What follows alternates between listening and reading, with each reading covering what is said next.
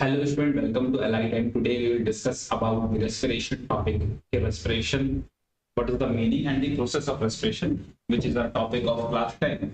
Class 10 में first chapter life process में हम लोग second topic discuss करने वाले हैं जो कि respiration. So life process में हम लोग discuss करेंगे यहाँ respiration topic. Respiration. So what is respiration? It is a breakdown of food molecule. That is food में क्या होगा? Breakdown of food molecule. जब food molecule को break कर, अब food में कौन सा molecule को break करेंगे? Food में हम लोग glucose molecule को यहाँ break करेंगे. That is food में हम लोग glucose को break कर. Glucose.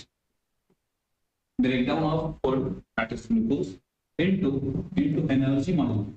हम किसमें कन्वर्ट कर रहे हैं? Into energy molecule.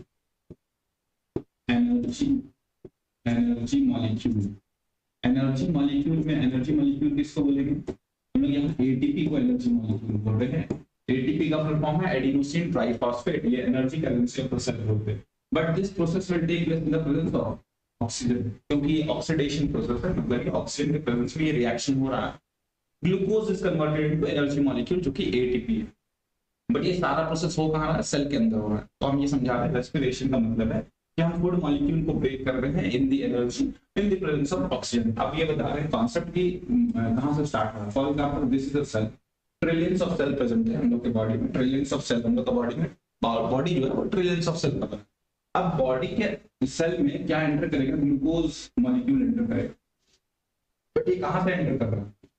Blood vessel से. For example this is a blood vessel. और ये ब्लड वेसल में फॉर एग्जांपल यहाँ पे इंटेस्टाइन जहाँ पे डाइजेशन हो रहा है, डाइजेशन प्रोसेस हो गया. Digestion process where food molecule is converted, that is complex molecule is converted into simple molecule. Simple molecule में कन्वर्ट हो चुका है और now it moves to the blood vessel. That is कौन? Blood vessel. ब्लड वेसल में कैसे गया? Villi के थ्रू. विलाई अब्जॉर्प्शन में हेल्प किया, मतलब इंटेस्टाइन में जो inner lining of the intestine है वहां पे विलाई प्रेजेंट, और विलाई में highly richly supplied blood vessels. तो ब्लड वेसल के अंदर चला गया कौन? ये सिंपल मॉलिक्यूल्स ऑफ फूड चला गया. और सिंपल मॉलिक्यूल्स में क्या है? यहाँ पे ग्लूकोज, जिसका हम लोग बात कर रहे थे. ग्लूकोज का फॉर्मूला क्या हो जाएगा? C6H12O6. ये केमिकल फॉर्मूला है इसका. सो C6H12O6 ये चला गया किसके अंदर? ब्लड वेसल के अंदर. ये ब्लड वेसल के अंदर, blood vessel. Now blood vessel के थ्रू ये किसके अंदर चला जाएगा? सेल के अंदर. This is cell. देखिए अब यहाँ पे जो प्रोसेस स्टार्ट होगा, बायोकेमिकल रिएक्शन स्टार्ट होगा जिसको हम रेस्पिरेशन बोल रहे हैं. बट ये प्रोसेस जो होगा ये इन द प्रेजेंस ऑफ ऑक्सीजन होगा. तो ऑक्सीजन कहाँ का है? तो ऑक्सीजन आया लंग्स में. लंग्स से ऑक्सीजन है. लंग्स ऑक्सीजन कैसे आया? लंग्स में क्या प्रेजेंट है? एल्वियोलाई प्रेजेंट है. एल्वियोलाई वेयर यहाँ पे एग्जैक्टली यहाँ पे एक्सचेंज ऑफ गैसेस होता है, क्योंकि एल्वियोलाई में एयर सैक्स प्रेजेंट है और एयर सैक्स से बना हुआ है. और वहां पे ब्लड वेसल प्रेजेंट है. जैसे ही एल्वियोलाई में ऑक्सीजन आता है, व्हेन वी इनहेल ऑक्सीजन, जब हम लोग एयर इनहेल करते हैं तो उसमें जो भी ऑक्सीजन प्रेजेंट रहेगा वो सब मिक्स हो जाएगा, चला जाएगा, डिफ्यूज कर जाएगा. किसमें? ब्लड वेसल में चला जाएगा. और ब्लड वेसल में कौन सा कंपोनेंट है ये ब्लड का? आरबीसी. तो आरबीसी जो प्रेजेंट है वो इस ऑक्सीजन के साथ बाइंड करता है, जिसको हम लोग ऑक्सीहीमोग्लोबिन बोलते हैं. And now this oxyhaemoglobin moves to the again cell. Cell के पास चला जाता है और सेल में ये ऑक्सीहीमोग्लोबिन ऑक्सीजन मूव करते करते इसके अंदर चला जाता है. आगे ऑक्सीहीमोग्लोबिन में जो हीमोग्लोबिन के साथ बाइंड किया हुआ है ऑक्सीजन, वो ऑक्सीजन इसके साथ सेल के अंदर चला जाएगा और आरबीसी यहीं कहीं रहेगा. फिर वापस आरबीसी जाएगा, फिर से दूसरा मॉलिक्यूल ऑफ ऑक्सीजन लेके आएगा, फिर यहाँ इसको छोड़ देगा. मतलब यहाँ से इंटेस्टाइन से जो हम लोग सिंपल मॉलिक्यूल्स ऑफ फूड को ऑब्जॉर्ब किए हैं वो गया है ग्लूकोज सेल के अंदर, और यहाँ सेल के अंदर कौन आ चुका है? ऑक्सीजन आ चुका है. अब बायोकेमिकल रिएक्शन स्टार्ट हो जाएगा. That is called that biochemical reaction जिसका हम लोग बात कर रहे थे, respiration. So now glucose is converted into pyruvate. Glucose है ये, ठीक है, ग्लूकोज. और ये पायरुवेट में कन्वर्ट हो गया. पायरुवेट में. पायरुवेट कितना कार्बन कंपाउंड है? ये 3 कार्बन कंपाउंड. ये कितना कार्बन कंपाउंड है? 6 कार्बन कंपाउंड. ठीक है. अब इस पर्टिकुलर प्रोसेस को हम लोग बोलते हैं क्या? इस पर्टिकुलर प्रोसेस को हम लोग बोलते हैं ग्लाइकोलाइसिस. ठीक है. This process is called glycolysis. Glycolysis. और यहाँ पे जो ये प्रोसेस हो रहा है, कहाँ पे हो रहा है, साइटोप्लाज्म में हो रहा है। This process take place in cytoplasm, और यही एक ऐसा प्रोसेस है जो कॉमन है इन एवरी लिविंग सेल, चाहे वो प्रोकैरियोटिक हो, यूकैरियोटिक हो, यूनिसेलुलर हो, मल्टीसेलुलर हो, कॉम्प्लेक्स ऑर्गेनिज्म, कैसा भी ऑर्गेनिज्म, अगर रेस्पिरेशन हो रहा है तो this process will definitely take place. Glucose is converted into pyruvate. Now this molecule जो पाइरुवेट है वो किसमें अंदर जाएगा, किसके अंदर जाएगा, ये माइटोकॉन्ड्रिया के अंदर जाएगा। Mitochondria that is double membrane structure sending out monomers, इसके पास अपना डीएनए और राइबोसोम प्रेजेंट होता है। और यहाँ पे रेस्पिरेशन प्रोसेस आगे, ये रेस्पिरेशन के अंदर, रेस्पिरेशन जो प्रोसेस है उसके अंदर ग्लाइकोलाइसिस आता है। कौन कौन सा प्रोसेस आता है, जैसे ग्लाइकोलाइसिस आता है, लिंक रिएक्शन आता है, लिंक रिएक्शन आता है, क्रेब्स साइकिल आता है, इलेक्ट्रॉन ट्रांसपोर्ट सिस्टम आता है। So these are the reaction, name of the reaction which comes under the respiration process, जिसमें कि अभी तक हम क्या पढ़े, ग्लाइकोलाइसिस पढ़े। वो ग्लाइकोलाइसिस कैसे हुआ, ग्लूकोज आया, कहां से आया ग्लूकोज, सिंपल मॉलिक्यूल्स में कन्वर्ट हो चुका था, तो ब्लड वेसल के थ्रू ग्लूकोज एंटर कर चुका है। एंटर करने के बाद अब ये ऑक्सीजन कहां से आया, लंग्स आया। लंग्स आने के बाद ये ऑक्सी हीमोग्लोबिन, इसको जब आरबीसी बाइंड किया, उसके आरबीसी में क्या है, हीमोग्लोबिन है। आरबीसी में जो पिगमेंट हो क्या है, हीमोग्लोबिन, ठीक है, आयरन कंटेनिंग पिगमेंट, आयरन हो जाता है इसमें, और वो iron containing pigment oxygen will bind with it, this RBC, और फिर वो लेके जाएगा ऑक्सीजन के पास, दैट सेल के पास, ट्रिलियंस ऑफ सेल के पास ऑक्सीजन लेके चला जाएगा। तो यहाँ पे हम ऑक्सीजन लेके आए हैं, यहाँ पे हम ग्लूकोज लेके आए हैं। ग्लूकोज कन्वर्ट हो चुका है पाइरुवेट में, 3 कार्बन कंपाउंड, ग्लाइकोलाइसिस प्रोसेस है। आफ्टर दैट ये एंटर किया है माइटोकॉन्ड्रिया में, दिस इज कॉल्ड माइटोकॉन्ड्रिया। अब माइटोकॉन्ड्रिया में बाकी जो प्रोसेस बच गया है, दैट इज कौन सा प्रोसेस बच चुका है, ये लिंक रिएक्शन, क्रेब्स साइकिल और इलेक्ट्रॉन ट्रांसपोर्ट सिस्टम, ये सारा प्रोसेस यहाँ पे होगा। तो अब यहाँ पे जो प्रोसेस होगा, यहाँ पे 3 फेज होगा, 3 phases आर देयर, 3 फेज होगा इस पर्टिकुलर पाइरुवेट का। 3 तरीका से ये जा सकता है, चाहे तो ये एरोबिक रेस्पिरेशन करेगा, या एनारोबिक रेस्पिरेशन करेगा, और या फिर ये मसल सेल में भी ऑफ कोर्स एनारोबिक रेस्पिरेशन है, but in lack of oxygen, due to lack of oxygen muscles में लैक्टिक एसिड का फॉर्मेशन करेगा। सो नेक्स्ट पेज हम चलते हैं। जो पाइरुवेट था, लिसन केयरफुली, जो पाइरुवेट था, सेल के अंदर पाइरुवेट था, सेल के अंदर तो क्या आ चुका है, ग्लूकोज से पाइरुवेट आ चुका है, ग्लूकोज से क्या आ चुका है, पाइरुवेट में कन्वर्ट कर चुके हैं।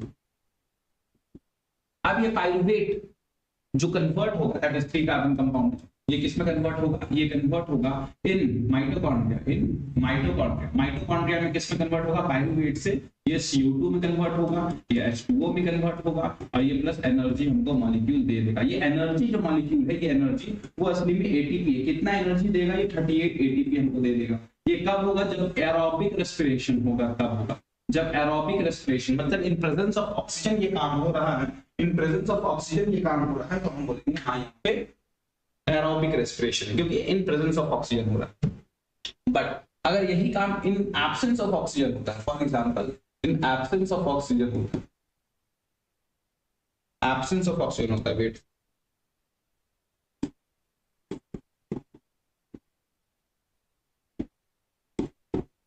एब्सेंस ऑफ ऑक्सीजन होता है, तो फिर क्या होगा, तो फिर यहाँ पे हम बोलेंगे इथाइल अल्कोहल। ये कहाँ पे होगा, ये यीस्ट में होगा, यीस्ट में होगा, और ये इथाइल अल्कोहल बनेगा, इथाइल अल्कोहल, अल्कोहल बनेगा, प्लस CO2 बनेगा, और प्लस एनर्जी। तो एनर्जी यहाँ पे 2 ATP बनता है बस। और ये कितना कार्बन कंपाउंड है, 2 कार्बन कंपाउंड। ये किस में होगा, यीस्ट में होगा, मशरूम में होगा। ये सारे प्रोसेसेस होंगे यहाँ पे इन एब्सेंस ऑफ ऑक्सीजन, और in presence of oxygen aerobic respiration. In absence of oxygen यहाँ पे नाम देंगे हम एनारोबिक रेस्पिरेशन, इन एनारोबिक रेस्पिरेशन। यहाँ पे फिर अगर मसल सेल में होता है यही काम, अगर in lack of oxygen, muscle cell में होता है lack of oxygen, lack of oxygen से होगा क्या, यहाँ पे यही पाइरुवेट किसमें कन्वर्ट होगा, यही पाइरुवेट जो है, ये पाइरुवेट जो हम बना रहे थे, ये पाइरुवेट ये कन्वर्ट होगा किसमें, लैक्टिक एसिड,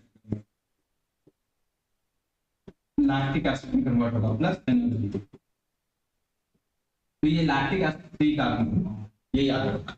तो क्वेश्चन कहां से आएगा, रेस्पिरेशन अगर टॉपिक में क्वेश्चन बनता है तो कहां से आता है, फर्स्ट बहुत ही सिंपल क्वेश्चन बनता है कि what is the difference between aerobic respiration and anaerobic respiration. Difference between बताना होता है, बहुत ही इजी क्वेश्चन है। आप क्या बता सकते हैं इसमें, डेफिनेशन लिख सकते हैं, लोकेशन लिख सकते हैं, कितना एटीपी रिलीज हो रहा है वो लिख सकते हैं। यहाँ पे फर्स्ट 2 एटीपी रिलीज हो रहा है। दूसरा क्वेश्चन हो सकता है कि tell me the respiration process, where does it take place. मतलब ये जो ग्लाइकोलाइसिस प्रोसेस कहाँ होता है, साइटोप्लाज्म में होता है। आफ्टर फर्दर रिएक्शन कहाँ होता है, माइटोकॉन्ड्रिया में होता है। तो लोकेशन पूछा जा सकता है। तीसरा क्वेश्चन पूछा जा सकता है कि tell me about the muscle cell, कि अगर ये जो रिएक्शन है जो पायरुवेट से लैक्टिक एसिड में कन्वर्ट हो रहा है, इसका इल इफेक्ट्स क्या है। कि इफ, तो क्वेश्चन है जनरली जब मसल क्रैम्प हो जाता है तो उस वक्त ये लैक्टिक एसिड जनरली होता है क्या है, due to lack of oxygen, ये लैक्टिक एसिड जो फॉर्मेशन हो रहा है मसल्स में, ये एक्यूमुलेट हो जाता है मसल सेल के बीच में, मसल सेल्स के पास, और जिसकी वजह से क्रैम्प्स हो जाता है, मसल क्रैम्प को देखने को मिलता है। तो वो हम लोग ठीक कर सकते हैं बाय ये हॉट वाटर बाथ या मसाज से हम उसको ठीक किया जा सकता है। तो ये क्वेश्चन आता है कि मसल क्रैम्प कब हो जाता है और उसको हम लोग ठीक कैसे कर सकते हैं। तो इस टाइप का क्वेश्चन बनता है यहाँ। दूसरा यहाँ क्वेश्चन बनेगा कि बताइए किसमें ये ज्यादा एटीपी रिलीज हो रहा है। तो बोलेंगे in aerobic respiration 38 ATP release हो रहा है और यहाँ पे 2 एटीपी रिलीज हो रहा है। तो यहाँ पे ज्यादा एटीपी रिलीज होता है एरोबिक रेस्पिरेशन में और यहाँ पे कम एटीपी रिलीज होता है। ये भी क्वेश्चन आ सकता है।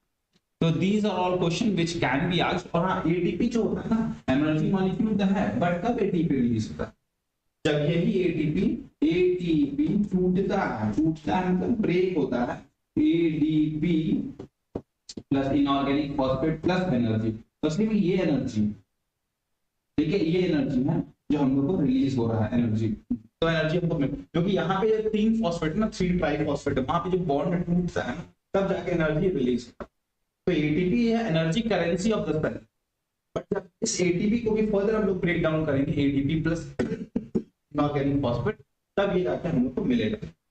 नेक्स्ट आते हैं कि अभी जो ऑक्सीजन हम लोग के बॉडी में एयर गया, तो क्वेश्चन ये आता है कि tell me the respiratory system का जो पैसेज है वो बताइए। और नहीं, दूसरा क्वेश्चन आ सकता है कि कहाँ पे एक्सचेंज ऑफ गैस हो रहा है, उसका मैकेनिज्म क्या है, ये दूसरा क्वेश्चन हो सकता है। तीसरा क्वेश्चन हो सकता है कि tell me about the changes in respiratory system during inhalation और एक्सहेलेशन। तो ये ब्रीदिंग में हम लोग पढ़ते हैं कि हम जो सांस ले रहे हैं, ब्रीदिंग में 2 टाइप है, चाहे इनहेलेशन, इनहेल कर रहे हैं, इनहेलेशन जो होता है वो एटीपी डिपेंड, मतलब ये एक्टिव प्रोसेस, यहाँ पे हमको एनर्जी खर्च होता है, बट एक्सहेलेशन में एनर्जी खर्च नहीं होता है। तो एक्सहेलेशन दूसरा जो प्रोसेस है वो है एक्सहेलेशन, जब हम एक्सहेल कर रहे हैं, एक्सहेल। एनसीईआरटी में एक वॉल्यूम के बारे में दिया हुआ है जिसको हम लोग रेसिडुअल वॉल्यूम बोलते हैं। तो रेसिडुअल वॉल्यूम का मतलब होता है कि the amount of air which is left in our lungs, मतलब लंग्स में जो अमाउंट ऑफ एयर रह जाता है आफ्टर फोर्सफुल एक्सपिरेशन, मतलब हम पूरा का पूरा हवा बाहर निकाल दिए, फिर भी जो एयर रह गया उसको हम लोग रेसिडुअल वॉल्यूम बोलेंगे। तो रेसिडुअल वॉल्यूम का एक लाइन से याद रखना है कि what is residual volume, the amount of air which is left in our lungs after forceful expiration. Next आते हैं ब्रीदिंग में इनहेलेशन और फिर एक्सहेलेशन क्या होता है। इनहेलेशन की हम लोग एयर को अंदर ले रहे हैं, बट अब ये प्रोसेस थोड़ा सा हम डायग्रामेटिक वे में एक्सप्लेन कर देते हैं, डायग्राम के फॉर्म में, तो आपको ज्यादा समझना है। तो यहाँ पे अगर हम लोग डायग्राम बनाना चाहे तो ये फॉर एग्जांपल ये नेजल कैविटी, और फिर ये आगे फेरिंग्स, फिर ये आगे लैरिंग्स, फिर ये आगे ट्रैकिया, और फिर ये फर्दर ब्रांचिंग होगा, तो ये फिर ब्रोंकाई, फिर इसका फर्दर और ब्रांचिंग होगा, तो ये ब्रोंक्यूल्स, और फिर यहाँ पे ये एल्वुलाई प्रेजेंट हो, ये लंग्स प्रेजेंट होता है ऐसा, ठीक है, ठीक है, ऐसा लंग्स प्रेजेंट होता है। तो लंग्स में हम देख सकते हैं, हमको ये समझाना, मेन समझाना ये है कि ये जो यहाँ पे डायफ्राम होता है, डायफ्राम, यहाँ पे डायफ्राम होता है नीचे, नीचे में डायफ्राम होता है, ऐसा डोम से ऐसा मसल्स होता है, this is made up of muscle, this is muscles, ये मसल्स का बना हुआ होता है, और यही डायफ्राम जो होता है वो हेल्प आउट करता है ब्रीथिंग के टाइम में, यही हेल्प आउट करता है ब्रीथिंग के टाइम में। सुना यहाँ पे, अच्छा यहाँ पे क्या होता है, यहाँ पे C shape cartilage ring like structure present होता है, ये ऐसा रिंग लाइक स्ट्रक्चर प्रेजेंट होता है, पूरा आगे तक प्रेजेंट होता है, ब्रोंक्यूल्स, ब्रोंकाई सब में प्रेजेंट होता है, ठीक है। बट ट्रैकिया में जनरली जो क्वेश्चन आता है ना, ट्रैकिया से रिलेटेड आता है। तो पहला question, tell me about the passage, जो रास्ता है एयर जो है तो किसके थ्रू जा रहा है, तो हम रास्ता लिख लेते हैं नोज, फिर nasal chamber, nasal chamber, after that it will go in pharynx, फिर आते हैं larynx, फिर आते हैं trachea, फिर आते हैं bronchi, फिर आते हैं bronchioles और फिर आते हैं alveoli। ये इंपॉर्टेंट है कि एल्वेलाई में ही एक्सचेंज ऑफ गैसेस होता है। पूरा रेस्पिरेटरी पैसेज जो लिखे हैं यहाँ कहीं पे भी एक्सचेंज ऑफ गैसेस नहीं हो रहा है, यहाँ सिर्फ एयर पास हो रहा है, हवा अंदर जा रहा है, हवा अंदर जा रहा है, जाते जाते यहाँ पे एग्जैक्टली एक्सचेंज ऑफ गैसेस हो रहा है बस, क्योंकि यहाँ पे ही ब्लड वेसल प्रेजेंट है, यहाँ पे ही सिंपल स्क्वैमस एपिथेलियल प्रेजेंट है, simple squamous epithelial tissue present है जो कि सिंगल लेयर का है, ताकि डिफ्यूजन का जो प्रोसेस है वो बहुत आसानी से हो जाए। ये क्वेश्चन आ सकता है कि why in alveoli exchange of gases take place, because the alveoli it is made up of simple squamous epithelial tissue which is single layer due to which diffusion of gases would take place easily। तो ये हम लिख सकते हैं। तो यहाँ पे हम क्या बताएं, nose, nasal chamber, pharynx, larynx, trachea, bronchi, bronchioles और alveoli, this is the passage, ये passage है, passage मतलब respiratory passage। अब यहाँ पे ही इनहेलेशन और एक्सहेलेशन ये सारा काम कर रहा होता है, कैसे काम कर रहा होता है, क्या चेंजेस हो रहा होता है वो समझना। सो एक्सचेंज ऑफ गैसेस यहाँ हो रहा है, क्वेश्चन क्या क्या आता है वो समझो। पैरिंग्स में वन वर्ड याद रखना है कि it is a common passage for both, it is a common passage for both food and air, food और एयर का ये कॉमन पैसेज है। लैरिंग्स में याद रखना है कि ये it is the voice box. Trachea में याद रखना है, क्वेश्चन जो आता है, क्वेश्चन आता है इसमें C shaped cartilaginous ring like structure present है। क्यों प्रेजेंट है ये क्वेश्चन आता है कि why a C shaped cartilaginous ring like structure is present in trachea, तो इसलिए याद रखना है कि यहाँ पे अगर ट्रैकिया में सी शेप्ड कार्टिलेजिनस ऐसा सी शेप्ड होता है तो ये ऐसा इसलिए प्रेजेंट होता है ताकि ये कोलैप्स ना कर जाए या बंद ना हो जाए, वरना हवा अंदर कैसे जाएगा। बट वही फूड पाइप ऐसा नहीं प्रेजेंट है, फूड पाइप बंद रहता है, जब फूड बोलस के फॉर्म में आता है तब ये इलोंगेट होता है, जिसको हम लोग पेरिस्टाल्सिस मूवमेंट के फॉर्म में पढ़ते हैं, जिसमें मसल्स भी एक्टिवेट होता है। यहाँ पे जब फूड आएगा, फूड पाइप में जब खाना आता है तो ये मसल्स इसको कॉम्प्रेस करता है और रिलैक्सेशन और कॉन्ट्रैक्शन मसल्स होता है, बट यहाँ पे ऐसा नहीं है, इसको हमको फिक्स करके रखना होता है, तो इसीलिए सी से कार्टिलेज प्रेजेंट होता है ताकि हवा अंदर चला जाए। तो क्वेश्चन आता है कि why a C shaped cartilaginous ring like structure is present in trachea. इसके बाद फर्दर इसका डिवीजन होता है, यहाँ पे भी सी शेप्ड कार्टिलेजिनस है, यहाँ पे भी सब जगह। तो ये है ट्रैकिया, ये है ब्रोंकाई, ये है ब्रोंकियोल्स और उसके बाद फिर एल्वेओलाई। तो क्वेश्चन दूसरा क्वेश्चन आता है कि कहाँ पे एक्सचेंज ऑफ गैसेस होता है, तो ये रेस्पिरेटरी पैसेज में कहीं भी एक्सचेंज ऑफ गैसेस नहीं होता है, बस इसी जगह पे होता है एल्वेओलाई में। अब पूछा जाएगा क्यों होता है, तो एल्वेओलाई में इसलिए प्रेजेंट होता है क्योंकि यहाँ पे a single layer of epithelial tissue is present, एक ही लेयर प्रेजेंट है ताकि डिफ्यूजन बहुत इजीली हो जाए, तो single layer of epithelial tissue is present, so exchange of gases will take place here. और एक्सचेंज ऑफ गैसेस इसलिए भी होता है क्योंकि यहाँ पे हाईली और रिचली सप्लाइड ब्लड वेसल होता है, ताकि ब्लड के अंदर वो ऑक्सीजन चला जाए, और ब्लड किसके साथ बाइंड कर जाएगा, दैट इज ऑक्सीजन। ऑक्सीजन किसके साथ बाइंड करेगा, ऑक्सीजन बाइंड करेगा आरबीसी के साथ, और आरबीसी में क्या है, आरबीसी में है हीमोग्लोबिन। तो जैसे ही ऑक्सीजन जब बाइंड कर जाता है तो इसका नाम हो जाता है ऑक्सी हीमोग्लोबिन, ऑक्सी हीमोग्लोबिन। और ये हीमोग्लोबिन है, ये है आयरन कंटेनिंग पिगमेंट। तो अब आते हैं क्वेश्चन कि अगर इनहेल कर रहे हैं तब क्या चेंजेस हो रहा है इसमें, और एक्सहेल आउट कर रहे हैं, सांस बाहर निकाल रहे हैं तब क्या चेंजेस हो रहा है, तो इसको पढ़ लेते हैं।